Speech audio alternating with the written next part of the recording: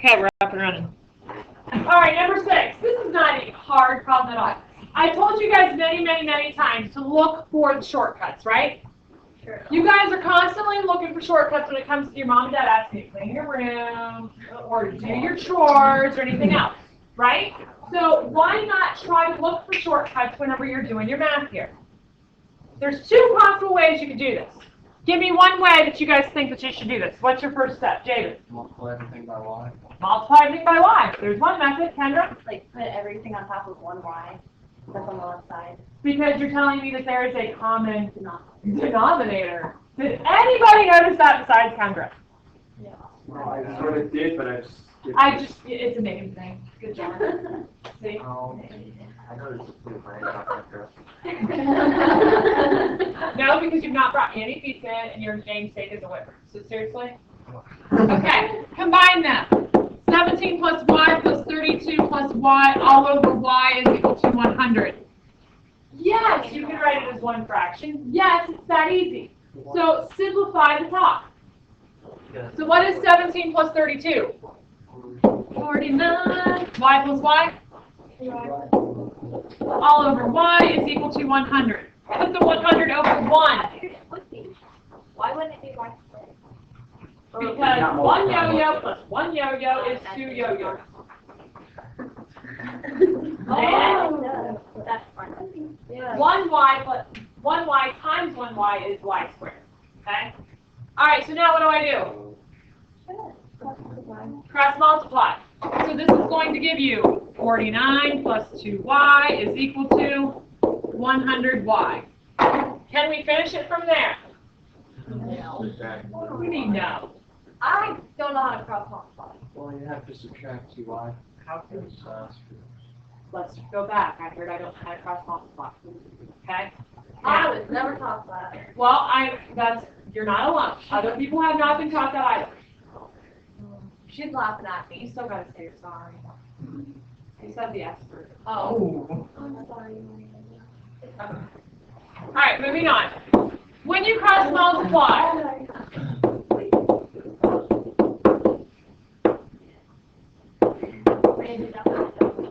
do you see this? Anytime you have a fraction equaling a fraction, sidebar, you with me?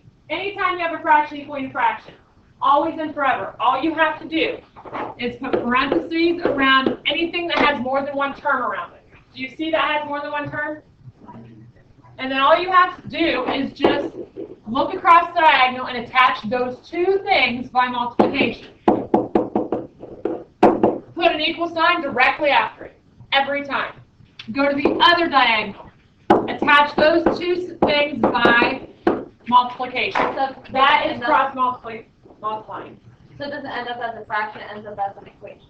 It ends up as an equation every time. You can only cross multiply when there's 2 fractions attached by an equal sign. Okay. Okay? One fraction equals another fraction. Is everybody good on the cross multiplying now? Yay, nay? Yay.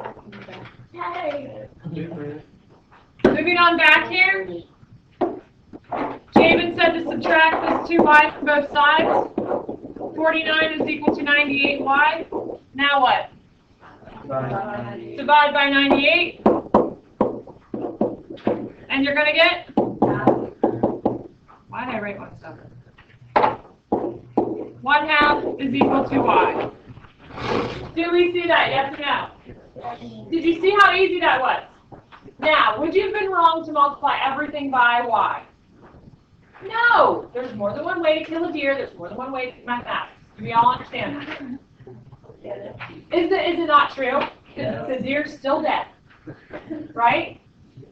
Okay, so there is more than one method to this. Just make sure you can justify your method and you're showing me the work. Work requires more than 2 lines. You hear me? Yeah. Okay. Glad you talked. 7. Well, it all looks exactly like 6, doesn't it? Oh, gee. Now, what is different about this is, check it out. You got to put parentheses around that because you are subtracting not just one term, but 2 terms. Do we get that, yes or no? Yeah. Okay? So when you attach them, you have to make sure that you're distributing the negative. If you don't distribute the negative, you don't get the right answer. Yeah? Yeah? You with me? Now what if you like instead of putting it all over x3, you like multiply the problem? What if you multiplied the whole problem by x?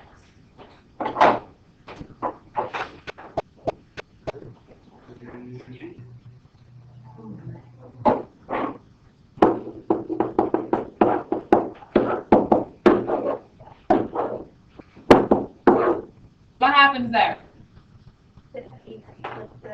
15 plus 2x.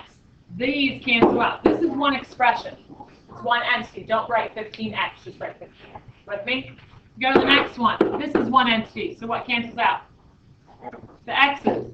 So you're left with this. Again, you got to put parentheses around it because you're not just subtracting one term, but you're subtracting 2. And then go across, and that is equal to 120x. You know what that is? All that is doing the cross multiplying and combining it in one thing. That's all it is. Whenever you multiply by your least common denominator, what you're doing is writing it as one fraction, which is what we did back here. You wrote it as one fraction, and then you cross multiply. That is all we're doing there in one step. Do we understand that you're going to get exactly the same answer? I'm not finishing it. I finished it. Girl. Okay. Moving on.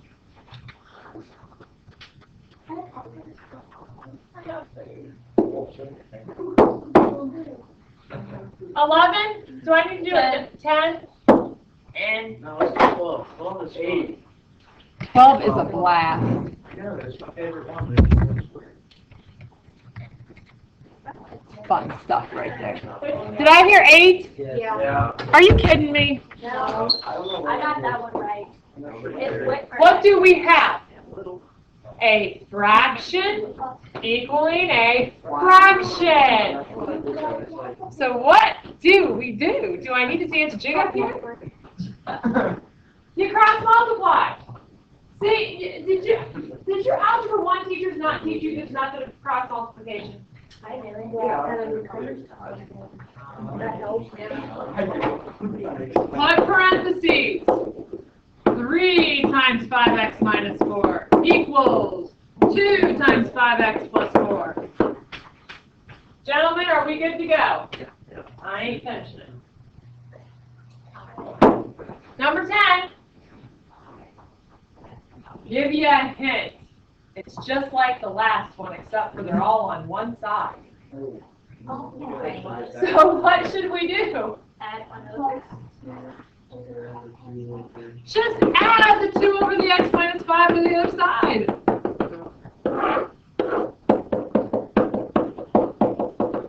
And what can I do?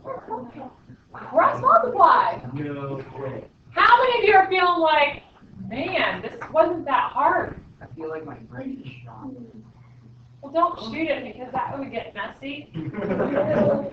And you kind of need it later. Wait, it's like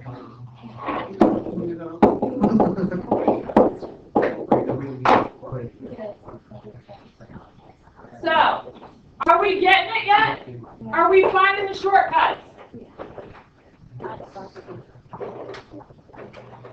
I still have people looking at me in blank stares. We did 12. I'm always that way, so, yeah. I think it's hard. Let's do 12 and 11. 11, talk to me. I don't need 11. I want to be, yeah, It's exactly the same. it is. Yes, because check it out. What do they have? They have the same denominator. So what can you do? Not cross multiply. Subtract it first.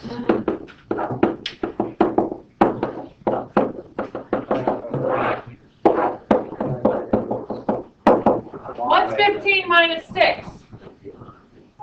9. 9 over 3x plus 1. Wait, okay, so then how come the denominator stays when you already counted? Well, what's 1/2 plus 3/2?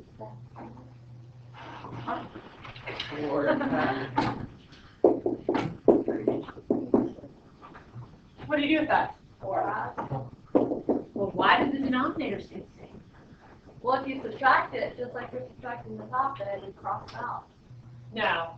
You don't touch the denominator. Whenever you have common denominators, you only take the numerators and do something with them. So what's 15 minus 6? 9. So now, what can I do here? Cross multiplication is the word of the day. It? We feeling it? Yeah. Okay, now number 12 is the one that you actually had to think about. Okay? It is the most fun of all. I love numbers. Okay, are we ready? Now, this is the one where you actually had to do steps, like the sheet that I gave you. And what was the first thing that the sheet said? Can you pass this back to Cassidy, please?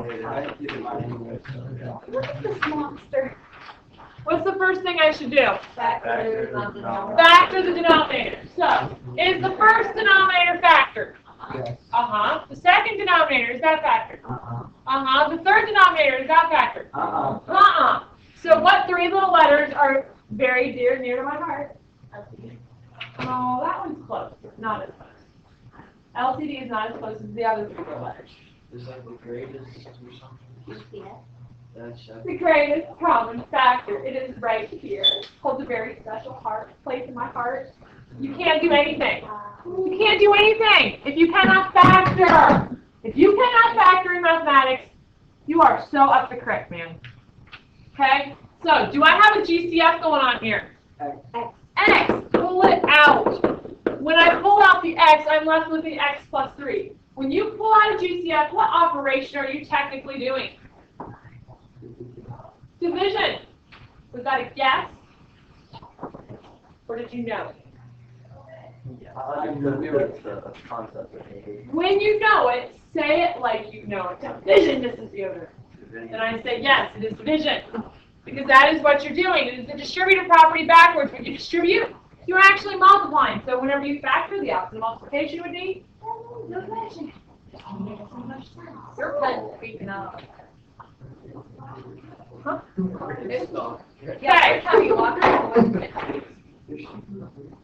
Okay, so what is my LCD at this point? Zip it. With love. X times X plus 3.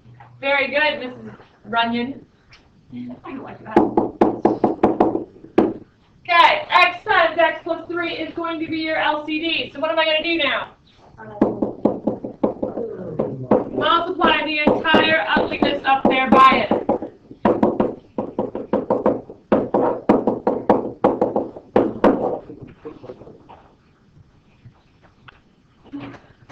What's the matter, Steelen? What are you saying back there, Steelen?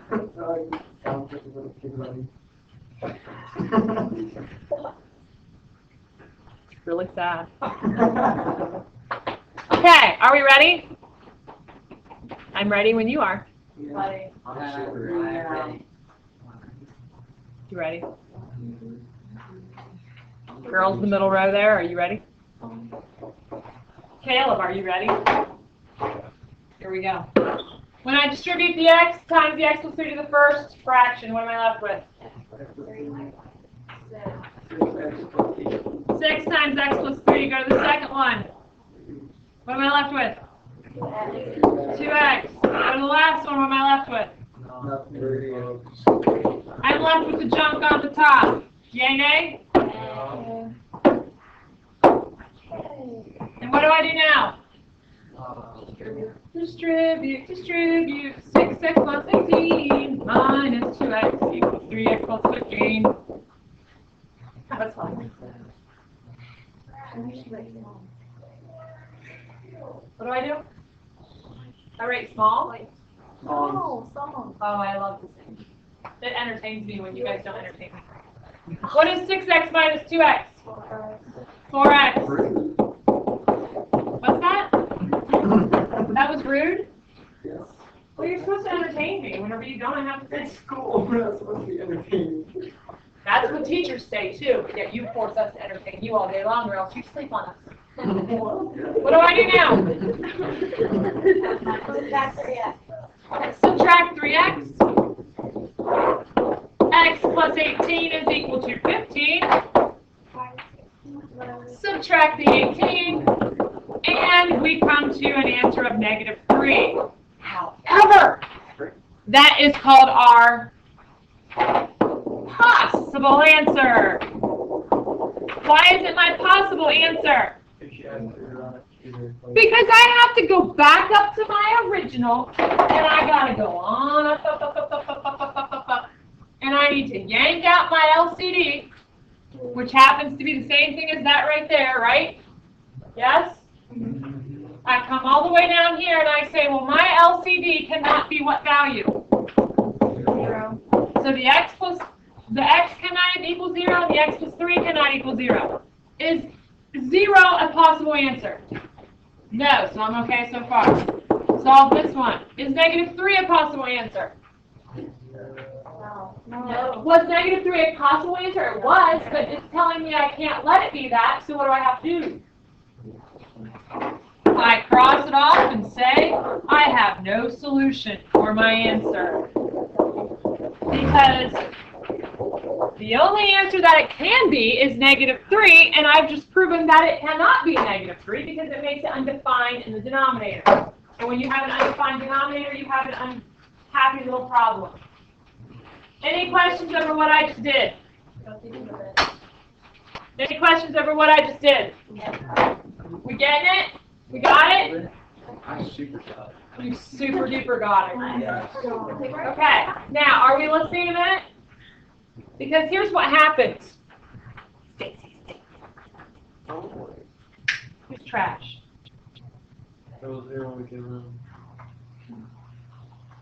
here's what happens. When I teach something, I teach it to you, and I expect you to retain it. I do not expect you to memorize it for the next test, only for you to forget it, and then have to make me reteach everything the next section. Okay?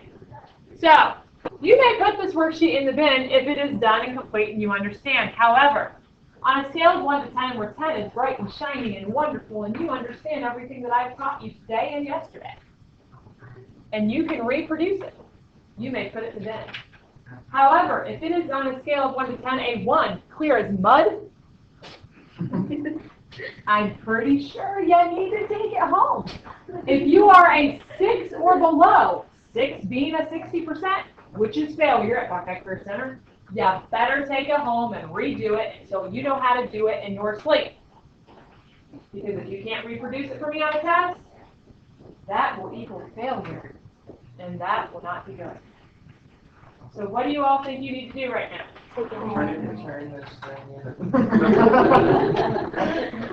David, you may hand yours in because you had it done yesterday before you even left the classroom and it was done correctly.